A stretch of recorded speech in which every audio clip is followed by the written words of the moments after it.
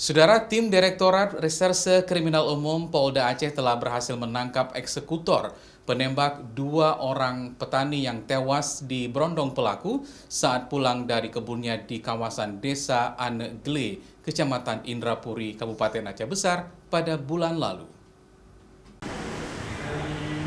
Eksekutor penembak terhadap dua orang petani di Kabupaten Aceh Besar berhasil diringkus tim Ditreskrimum Polda Aceh dari lokasi persembunyiannya di Kecamatan Pedada, Kabupaten Biren, Aceh.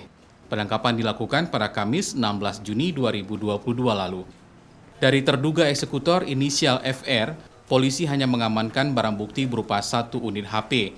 Sementara senjata api laras panjang jenis M16 yang digunakan pelaku masih belum ditemukan. Karena pengakuan pelaku, senjata setelah melakukan aksi penembakan disimpan di sekitar lokasi kejadian. Kepada penyidik, eksekutor mengaku memperoleh senjata api laras panjang jenis M16 yang digunakan untuk menembak dua petani saat pulang dari kebun tersebut merupakan pemberian dari AW, tersangka otak pelaku yang telah ditangkap sebelumnya. Untuk menghabisi nyawa kedua petani yaitu Ridwan dan Maimun, warga Desa Anegle, Kecamatan Indrapuri, Kabupaten Aceh Besar, terduga eksekutor mengaku dibayar upah oleh otak pelaku inisial AW sebesar 10 juta rupiah dan dijanjikan pekerjaan.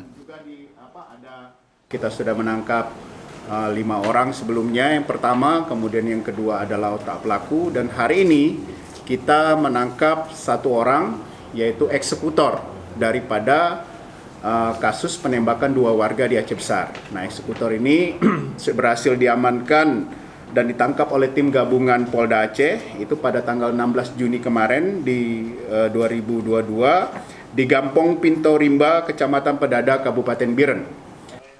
Atas perbuatannya, ketujuh pelaku yaitu M, DW, RZ, ZD, MY, AW, dan FR yang berperan sebagai eksekutor, pendamping eksekutor, otak pelaku, dan pemberi informasi dapat dijerat dengan pasal 338 dan 340 KUHP tentang pembunuhan berencana dengan ancaman hukuman penjara seumur hidup dan maksimal hukuman mati. Raja Umar, Kompas TV, Banda Aceh.